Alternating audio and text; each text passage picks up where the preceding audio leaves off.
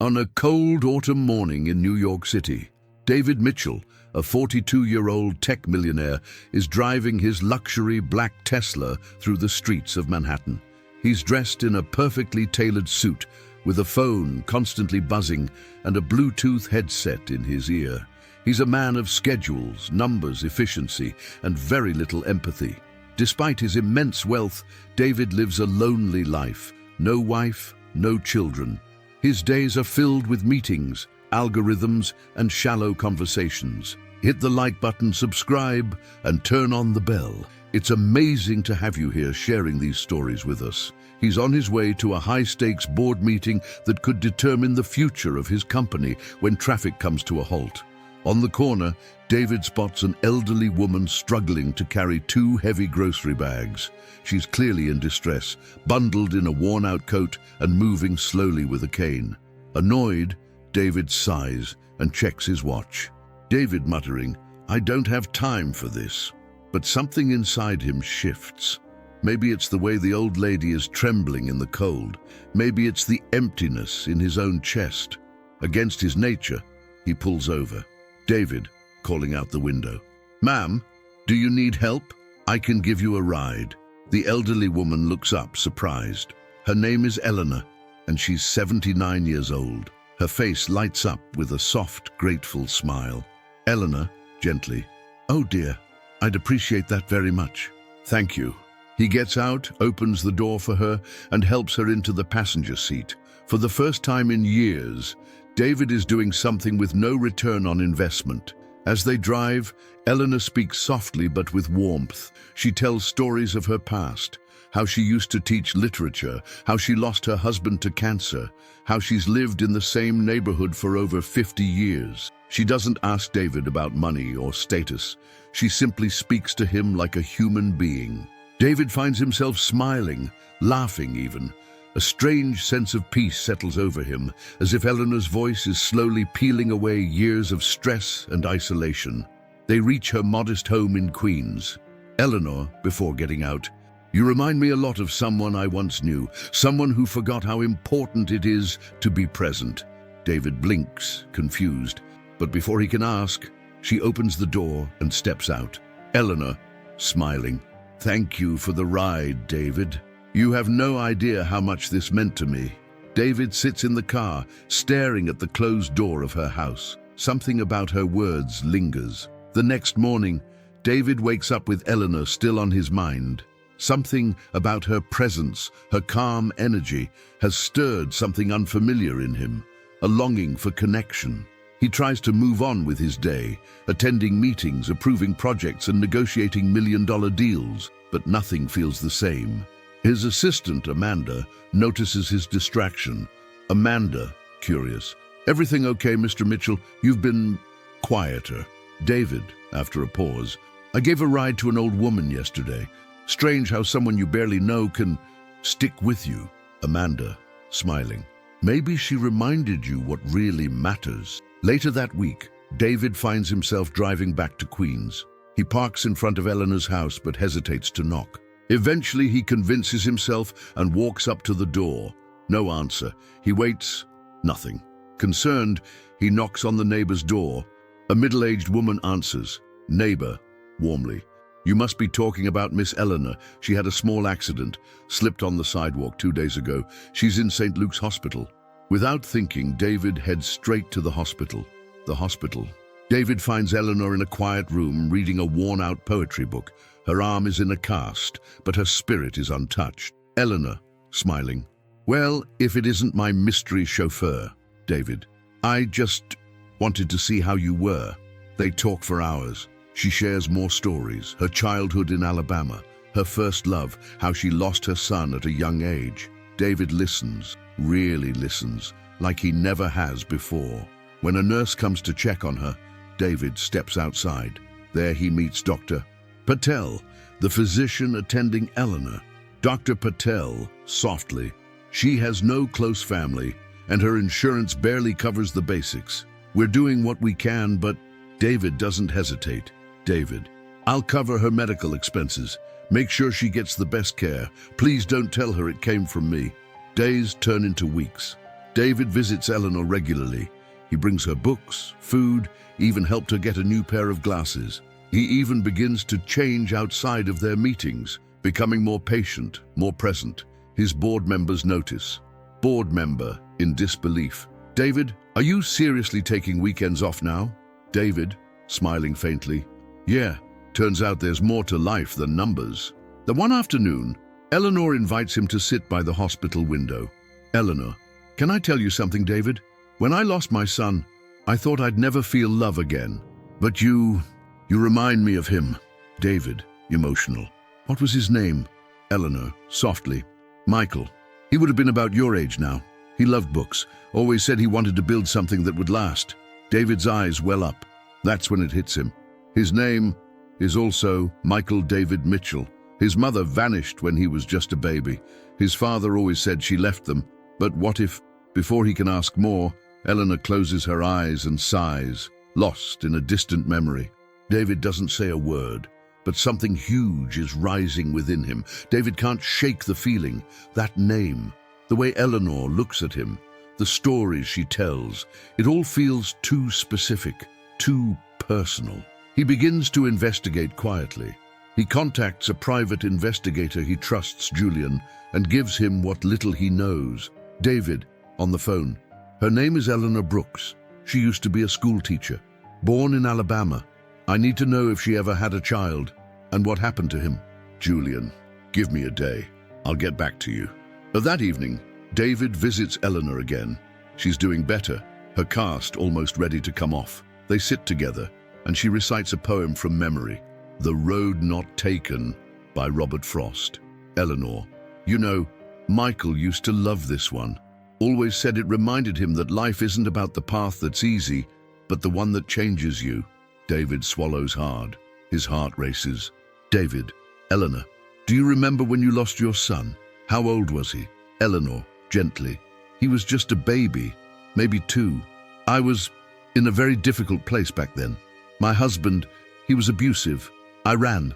I tried to take Michael with me, but I was followed. I had no choice but to leave him. I left him with his father and disappeared. I thought he'd be safer without me. David can barely breathe. David, softly.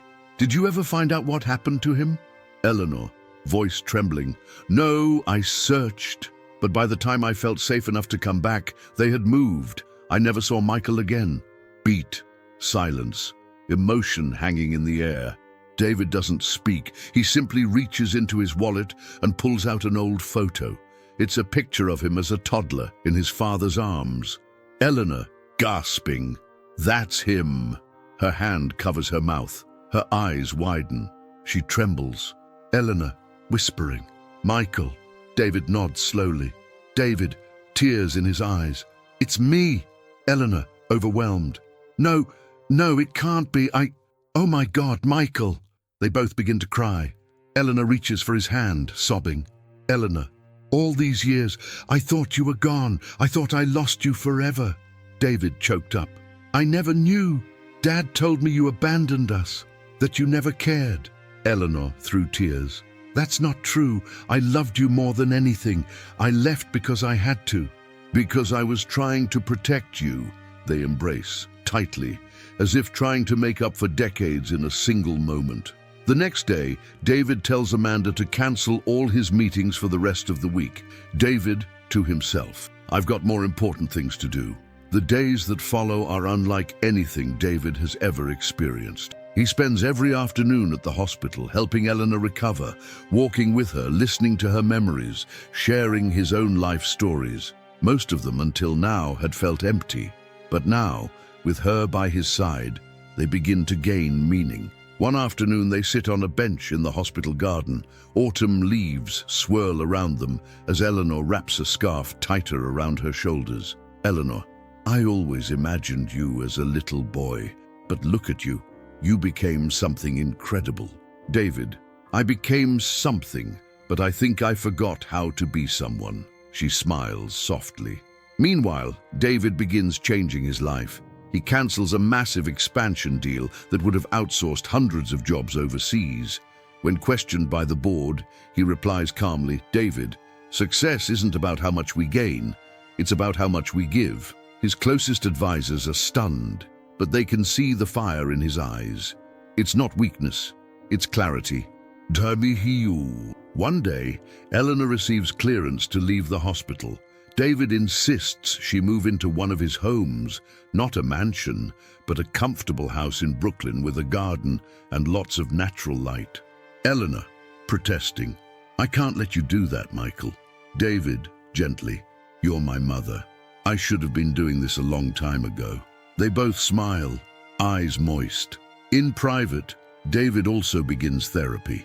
He unpacks years of pain from his childhood, the loneliness, the trust issues, the resentment. But now, he's ready to heal. His therapist, Dr. Claire, notices the progress. "Dr. Claire, you're no longer carrying your past like a weight. You're using it as a map." The most emotional moment comes a few weeks later. Eleanor finds an old, dusty journal from her youth in a box of things David had saved from her apartment. She opens to a page and finds a handwritten poem. "If I could find you again, my son, I'd hold you tighter than the sun. For though I lost you to the dark, you've always lived inside my heart." David reads it and breaks down in her arms. David, through tears, "I forgive you," Eleanor, whispering, "and I forgive myself." Together, they start small traditions. Saturday morning walks, reading poetry together, Sunday dinners. David even starts writing. Inspired by Eleanor's stories, he begins drafting a children's book based on her life. His staff, friends, and even former rivals begin to see a new version of him, one not defined by his bank account, but by his heart. It's winter in New York. Snow gently falls outside the window of Eleanor's new home. David is preparing a surprise for her. Today is her birthday, and it's the first one they've celebrated together in over 40 years. He's rented out a small, cozy cafe, the same one Eleanor mentioned she used to visit with his father before everything fell apart. He's invited a few people: Amanda, Dr. Patel, some of Eleanor's old neighbors, and a small string quartet. The vibe is intimate, filled with love. At the party, Eleanor walks in, stunned. Eleanor, gasping, "Oh my, what is this?" David, taking her hand. "A celebration of life, of you." She's moved to tears as everyone applauds and sings happy birthday. David brings out a cake with candles and a framed photo of her holding him as a baby, one that Julian, the investigator, miraculously tracked down from old family storage records. Eleanor, whispering, "I never thought I'd see this day." But the real surprise comes later. David stands in front of the small group and clears his throat. "David, there's something I want to share with all of you. Something I've never done before." He holds up a manuscript. The title reads, Eleanor's Light. David, smiling, "This is my first book. It's a story about a woman who never gave up on love, even when the world gave up on her." The room falls silent. Eleanor's hand covers her mouth. "David, she taught me that life isn't measured in dollars or trophies, but in the love we choose to give and accept." He looks at her. David, softly, "Mom, this is for you." The room erupts in applause, but Eleanor doesn't move. She stands, trembling, then slowly walks toward him. They embrace in front of everyone. Eleanor, crying, "You've become the kind of man I always dreamed you would be." David, smiling, "I had the right person to guide me." At the Urti, outside, snow continues to fall, gently blanketing the streets, as if the world itself is offering a moment of silence for something sacred. Inside, a mother and son are finally whole. Weeks pass. Winter slowly gives way to spring. Eleanor settles comfortably into her new home. She fills her days with reading, gardening, and writing letters she never got to send. Letters to her younger self, to her late husband, to the son she now holds in her arms once again. David, now more grounded than ever, shifts his focus from expanding his wealth to expanding his impact. He starts a non-profit foundation in Eleanor's name, the Eleanor Brooks Initiative, dedicated to supporting single mothers and elderly women in need. At the launch event, he speaks confidently. "David, we can't change the past, but we can use it to build something better. This foundation is for women like my mother, who sacrificed everything and were forgotten by the world, but never gave up. The audience gives a standing ovation. Back at home, David and Eleanor share a quiet dinner. They laugh more now. They joke like old friends. The pain has softened, replaced by warmth, understanding, and healing. Eleanor, smiling. You know what the best part is? David, what? Eleanor, every time I thought my story was over, life gave me another chapter. David raises his glass. David, to all the unexpected chapters. They toast. Months later, David publishes Eleanor's Light, and it becomes a bestseller. The book touches thousands of lives, inspiring readers across the country to reconnect with family, forgive old wounds, and choose love over pride. He receives letters, emails, and thank you messages, but one handwritten card stands out. Thank you for reminding me that no matter how long the silence, love can still find its voice. A reader named Clara David places it on his desk, right beside a framed picture of him and Eleanor, smiling, arms around each other, surrounded by sunlight. 1 year later, the cherry blossoms bloom again in New York City. David walks slowly through Central Park, now a familiar ritual. Beside him is Eleanor, older, slower, but with a spark in her eyes that never faded. She's holding his arm as they walk, surrounded by families, children, laughter. Eleanor, gently, do you remember the day you picked me up on that street corner? David, smiling, I think about it every day. It was the day everything changed.